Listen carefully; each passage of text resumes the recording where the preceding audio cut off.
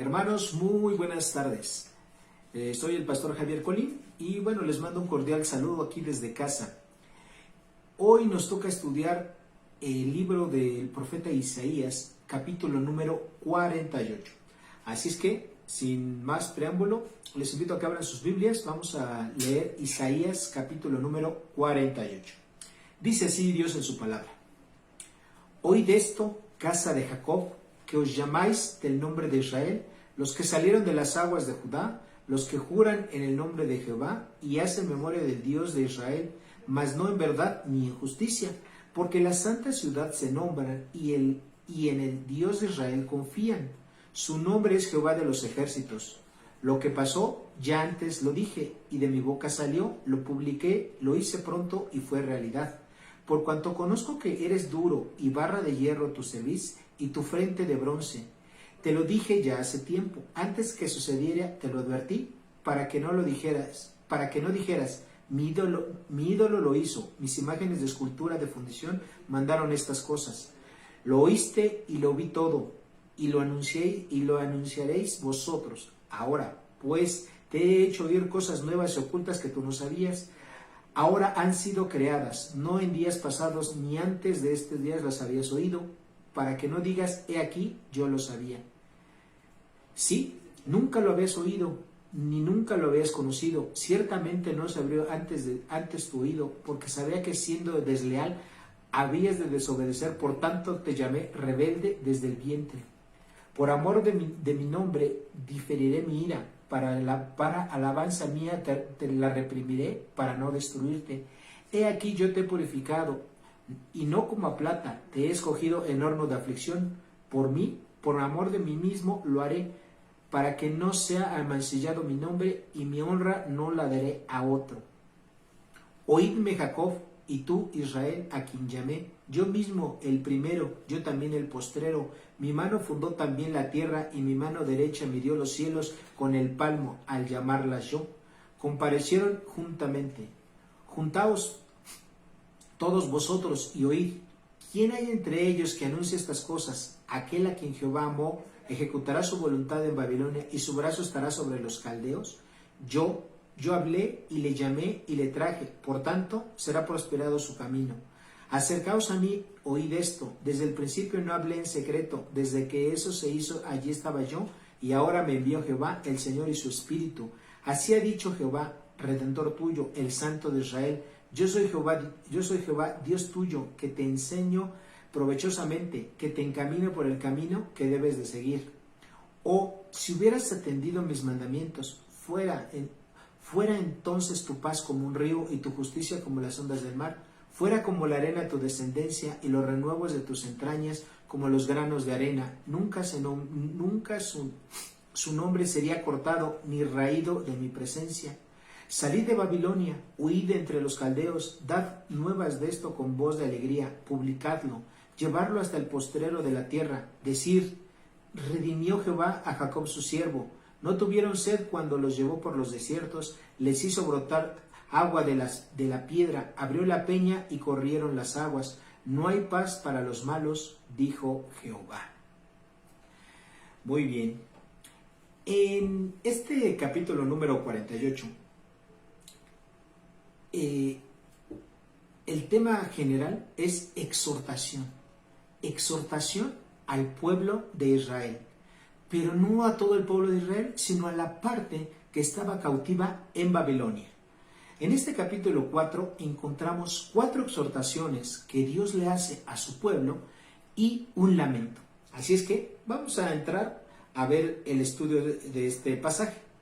La primera exhortación que Dios le hace al pueblo de Israel la encontramos en el capítulo 48, evidentemente, en los versículos 1, 2, 4 y 8. ¿Cuál es esa primera exhortación? Vuélvete a Dios. Israel, vuélvete a Dios. Y recordemos que la palabra exhortación significa poner en la mente de una persona un principio correcto. Los israelitas eran religiosos, eran hipócritas, y Dios en el versículo 1 les exhorta porque ellos, fíjense, habla 10 cosas de los israelitas. Fíjense cómo Dios los describe. Se llamaban a sí mismos israelitas, es decir, de la nación de Israel. Se llamaban descendientes de Judá. Juraban en el nombre de Jehová, hacían memoria de Dios.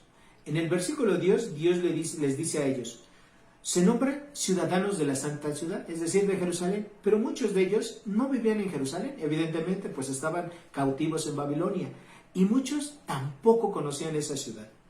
Decían confiar en Dios, en Jehová de los ejércitos, pero no hacen nada que verdaderamente diga que creen en Dios y no viven vidas justas, son religiosos. En el versículo 4, Dios les dice lo siguiente, los israelitas son duros de corazón. Una persona dura de corazón es una persona que no tiene misericordia, que no se compadece de otras personas, de cuando ve el dolor, las necesidades de otras personas, no se compadecen. Y así eran los israelitas, duros de corazón. También Dios les dice que tienen una barra de hierro por cerviz. En otras palabras, les está diciendo que eran orgullosos. Les costaba trabajo inclinarse ante la presencia del Dios vivo y verdadero. Les dijo también que tenían frente de bronce. Tener frente de bronce quería decir que eran testarudos, ¿sí?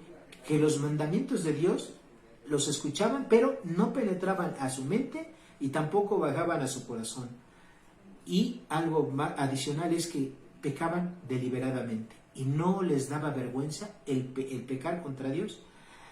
En el versículo 8 Dios les llama que eran desleales y rebeldes. Son 10 características que tenía el pueblo de Israel, características que ninguno de los cristianos quisiésemos tener, ¿verdad? Y que con esas características Dios hablase de nosotros, como sí lo hizo en este pasaje en contra de Israel.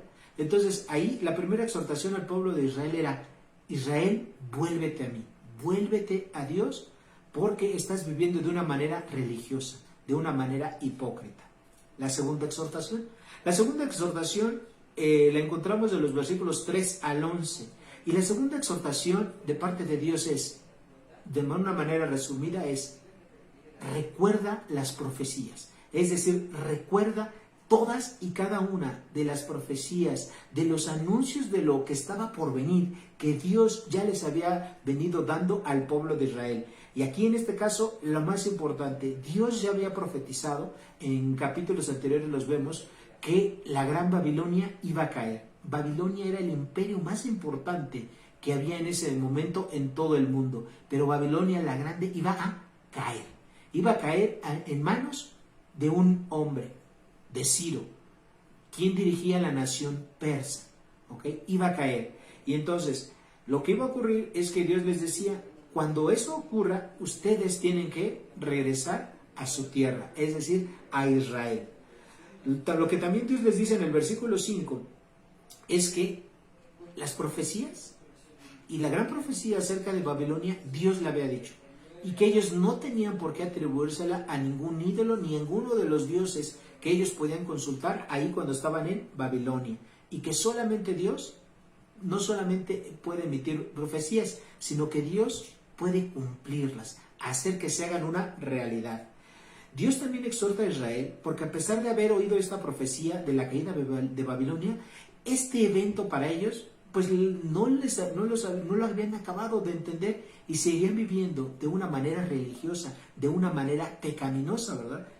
Con esas 10 descripciones que Dios hace de esta parte del pueblo de Israel que estaba ahí cautivo, vivían de esa manera, ¿verdad? Sin que les importase lo que Dios pensaba de ellos. Dios, a pesar de la insensatez del pueblo, les dio una nueva profecía. Y eso lo encontramos ahí en el versículo número 6 y en el versículo número 9. ¿Cuál era esa nueva profecía para el pueblo de Israel? Que iba a diferir el juicio contra ellos. Pero no lo iba a hacer porque el pueblo de Israel se lo mereciera, pues estaban viviendo una vida de pecado abundante, sino lo iba a hacer por su misericordia, por el gran amor que Dios tiene a Él mismo y a su nombre, ¿verdad? También les dice que el sufrimiento que tenía Israel era con un propósito. Ese propósito era de purificarlos. Ahí en los versículos 10 y 11, Dios les dice que ellos iban a sufrir, que estaban ya sufriendo, pero ese sufrimiento tenía un propósito, purificarlos. Ahora, ¿qué significa purificarse? Bueno, lo que quiere decir esta palabra purificarse es que ellos reconocieran la vida religiosa y de pecado que estaban viviendo, y esa vida no agradaba a Dios. El sufrimiento debe de llevar a una persona a reflexionar cómo está su relación personal con Dios. Y el pueblo de Israel evidentemente tenía una relación rota con Dios. Vivían como si no conocieran a Dios. Entonces, el sufrimiento es uno de los instrumentos que Dios utiliza para que el Hijo de Dios pueda darse cuenta de cómo está viviendo y pueda reconciliarse. A través del dolor, del sufrimiento, pueda reconciliarse con Dios. Porque de otra manera no lo podría hacer. Dios sabe exactamente qué es lo que necesitan los hijos de Dios en su caminar con Él para poder estar cerca de Dios. Y cuando Dios tiene que aplicar sufrimiento, pues Dios permite el sufrimiento, como hoy lo está haciendo. Hoy en día están sufriendo las personas a causa de esto que hay, ¿verdad? De esta pandemia del COVID-19. Hay sufrimiento, pero ese sufrimiento debiese de llevar a las personas a creer y a confiar en el único Dios vivo y verdadero. Ahora, la tercera exhortación la encontramos en los versículos 2 al 17. Esta tercera exhortación, Dios le dice al pueblo de Israel que lo reconozca. Que reconozca quién es el Dios de Israel. Y fíjense, ahí en los versículos número 12, lo que Dios dice: Dios, yo soy el primero y el postrero. Es decir, un Dios eterno, un Dios que no tiene principio y que tampoco tiene fin. En el versículo 13 dice que Dios es el creador de la tierra y de los cielos.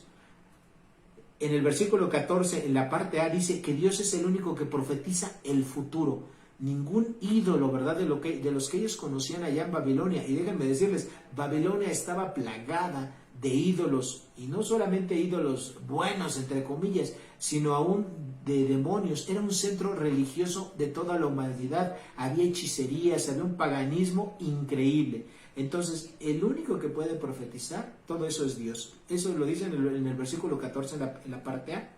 También de ahí dice que Dios es soberano. Ahí del versículo 14, de la segunda parte al versículo 15, dice que Dios es soberano, que Él, todo lo que Él planea, Él lo ejecuta de una manera completa, de una manera plena, de una manera cabal. En el versículo 16 hay una mención de la Trinidad, es decir, Dios es un Dios trino. Ahí cuando está esa parte que dice yo, está hablando Jesucristo. Cuando dice Jehová el Señor, se está refiriendo a Dios, a Jehová, el dueño de todo. Y cuando dice su Espíritu, se refiere al Espíritu Santo. Esta es una de las menciones de la Trinidad en el Antiguo Testamento. Dios también en el versículo 17, en la primera parte, dice que Él es el Redentor. Es decir, aquel, ¿verdad?, que iba a pagar el precio justo por el rescate del pueblo de Israel. Dice, yo soy tu Redentor, el Redentor del pueblo de Israel. Y dice también, ¿verdad?, en el versículo 17, en la tercera parte, yo soy tu Dios, el que te enseña el camino que tienes que seguir. Y fíjense, son 7 de las cosas que Dios está exhortando al pueblo de Israel que lo reconozcan, que Él es el primero, que Él es el postrero, es decir, su eternidad, que Él es el creador de la tierra y de los cielos, que Él es el único que profetiza el futuro, que es un Dios soberano, que es un Dios trino, que es un Dios redentor y que Él es el Dios, el que guía y el que enseña el camino que debemos de seguir. ¿Okay? En los versículos 18 y 19 encontramos un paréntesis en el pasaje, y es un paréntesis antes de la última exhortación que Dios le va a hacer al pueblo de Israel, porque es un lamento. Dios se lamenta de que el pueblo de Israel no le obedeciera. Y fíjense cómo lo dice Dios. Dios le dice al pueblo de Israel que si ellos le hubieran obedecido, iban a disfrutar de por lo menos 2 bendiciones. La paz abundante. ¿Qué persona no le gustaría disfrutar de paz, de tranquilidad, de a pesar de las circunstancias que pueda haber en este mundo, tengan tranquilidad y paz? Y el pueblo de Israel no lo estaba disfrutando. Al contrario, vivían en cautiverio. Imagínense lo que es vivir en cautiverio. Nosotros no lo podemos entender a cabalidad el significado de estar como esclavos, pero imagínense vivir en un lugar donde tú no tienes ningún derecho, donde tienes que trabajar, donde tienes que estar bajo la servidumbre de alguien, donde pueden disponer de tu vida en cualquier momento. Nosotros no podemos entender a cabalidad todo lo que implicaba ser esclavo, pero el pueblo de Israel sí. Y fíjense cómo les dice, si ellos hubieran obedecido a Dios, iban a disfrutar de paz, lo cual no tenían. Segundo, vivirían en justicia, ¿ok? Es decir, vivirían justificados. siendo salvados y perdonados por el Dios.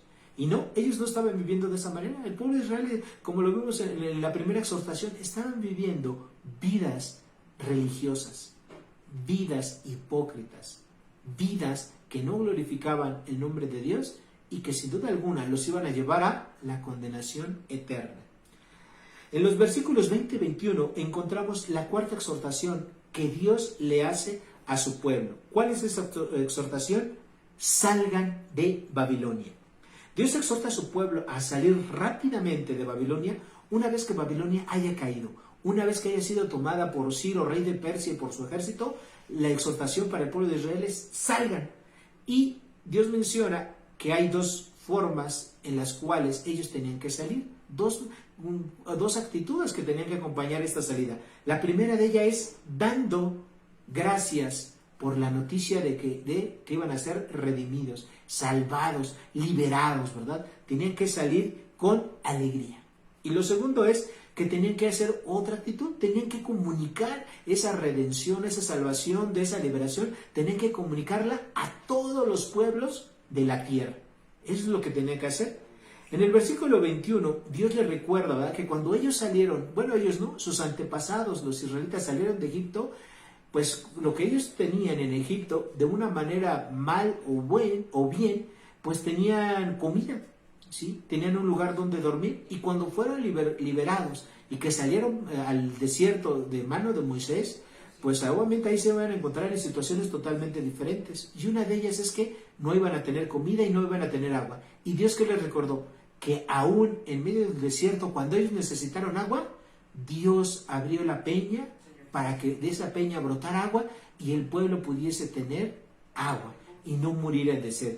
Esa agua representa, ¿verdad?, a Dios. El agua representa la fuente de la vida. Dios mismo era la fuente de la vida del pueblo de Israel. Ahora, eso es el estudio del pasaje. Entonces, vamos a hacer ahora nuestra tarea. Es decir, vamos a contestar las preguntas, ¿verdad?, para ver si pudimos interpretar correctamente este capítulo. Entonces, la primera pregunta que siempre contestamos en el estudio es, bueno, ¿quién es el autor humano de este libro? Bueno, evidentemente el autor humano es el profeta Isaías, correcto. ¿Qué propósito tuvo Isaías al ser utilizado por Dios y dar esta revelación al pueblo de Israel? El propósito fue dar a conocer al pueblo de Israel su condición espiritual, su condición de hipocresía, su condición de vivir apartados. Aunque fueran el pueblo de Dios, vivían de una manera perdida, separados de Dios. Pero que Dios iba a tener de ellos misericordia, y que en lugar de darles un juicio de manera continua a causa de ese pecado, en lugar de ellos Dios iba a diferir ese juicio. Es decir, Dios lo iba a dejar más adelante. Ahora, ¿quiénes fueron los destinatarios de este capítulo de Isaías 48? Los destinatarios fueron los cautivos, los israelitas cautivos que estaban en Babilonia. ¿Okay? Ellos fueron los destinatarios originales. Ahora, ¿verdades a saber? La verdad más importante que tenemos que saber es que Dios es tan grande, tan rico en su misericordia, que iba a diferir un juicio que el pueblo de Israel merecía a causa de su vida de pecado. Dios iba a diferir ese juicio, lo iba a dejar para más adelante, y que ellos como israelitas, cuando ocurriera ese evento de que la Babilonia fuera tomada y cayera ese imperio, ellos tenían que salir de Babilonia y regresar a su tierra, regresar a Israel. Ahora, todo las verdades que acabamos de encontrar en este capítulo, ¿tendrán aplicaciones a nuestra vida práctica? Yo sé que la respuesta de todos va a ser que sí, y claro que sí. Simplemente, si analizamos el pasaje, ¿verdad?, la parte, ¿verdad?, que Dios habla de la condición del pueblo de Israel, cada una de esas cosas que Dios menciona de cómo eran los israelitas cautivos en Babilonia, cada una de esas cosas es una aplicación que nosotros podemos tener. Por ejemplo, cuando Dios dice, ¿verdad?, ahí que ellos viven de forma religiosa, yo tengo que analizar mi vida. ¿Cómo estoy viviendo mi cristianismo? ¿Lo estoy viviendo de una manera fiel, de una manera santa, de una manera correcta para Dios? o simplemente estoy viviendo una vida religiosa. Me congrego porque me tengo que congregar, porque me llevan mis padres, porque me lleva mi esposo, porque me lleva mi esposa, porque me lleva mi abuelo. No, usted tiene que analizar si su vida es una vida realmente que está basada en una plena relación y comunión con Dios o es una vida religiosa. Segundo, ¿vive una vida limpia, una vida transparente o su vida es hipócrita? Es decir, vive de una manera en su casa y vive de otra manera diferente en la iglesia.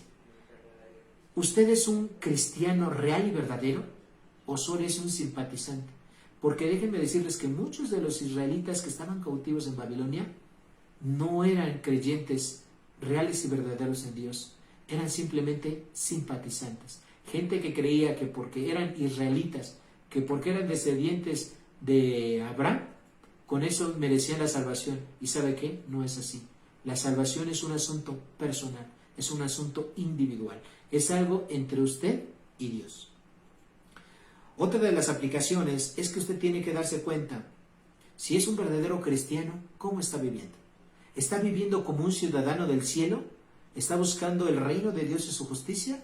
¿O no? O a lo mejor está viviendo como una persona del mundo, donde a usted le interesan las mismas cosas que le interesan a las personas que no son hijos de Dios. Si usted está más preocupado por atesorar tesoros aquí en la tierra, por tener cosas materiales, por pasarla bien, por disfrutar esta vida, déjeme decirle que entonces usted es un cristiano que si bien es salvo, pero no está viviendo como un ciudadano del cielo, está viviendo como un ciudadano de esta tierra.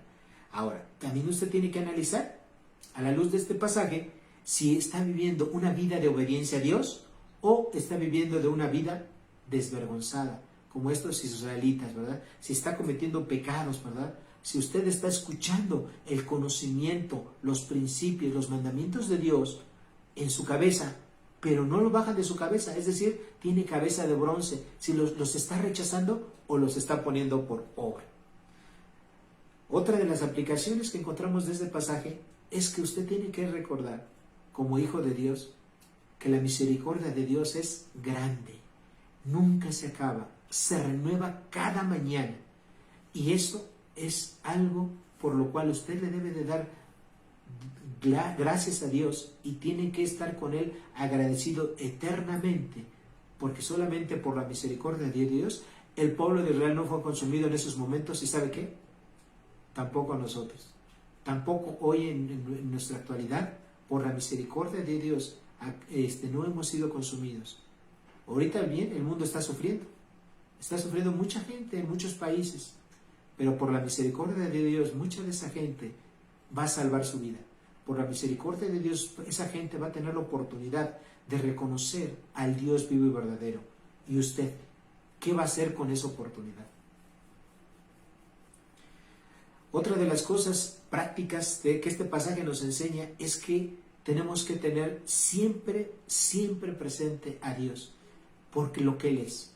Porque Él es un Dios soberano, porque Él es un Dios justo, un Dios misericordioso, es un Dios eterno, que Él siempre está ahí presente, ¿verdad? En la vida de todos nosotros. Nunca, nunca haga a un lado, ni saque a Dios de su vida.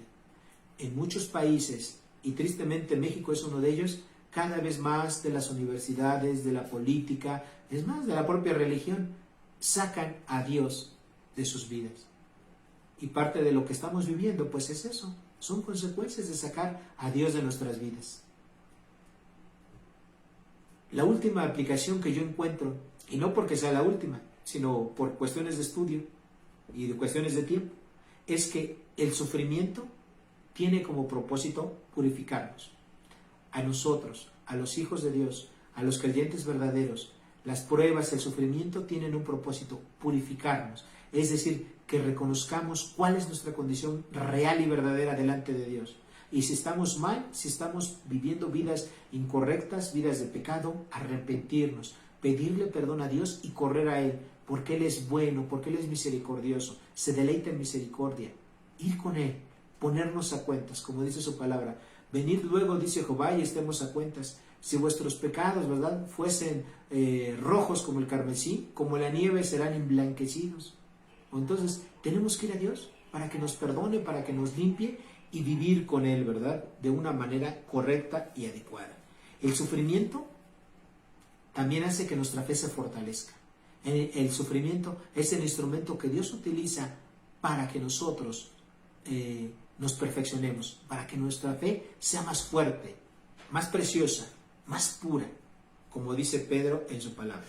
Y finalmente, ¿cuál es el versículo clave, mis queridos hermanos? Bueno, el versículo clave es Isaías 48, versículo 9, en donde Dios dice, donde da a conocer lo que iba a hacer con el pueblo de Israel, que a pesar de su pecado, Él iba a diferir su juicio contra ellos, iba a tener misericordia una vez más. Y esto me recuerda, pues, que Dios no solamente tuvo misericordia o tiene misericordia del pueblo de Israel, sino también tiene misericordia de usted y tiene misericordia de mí. Y por eso tenemos que darle las gracias a Dios. Mis queridos hermanos, que Dios les bendiga. Espero que este estudio sea de gran bendición. Además de que ustedes lo van a poder ver en video, les voy a mandar el estudio en un formato, ¿sí?, de texto para que todos los puedan revisar en casita. Que Dios les bendiga y nos vemos, mis hermanos, hasta la siguiente.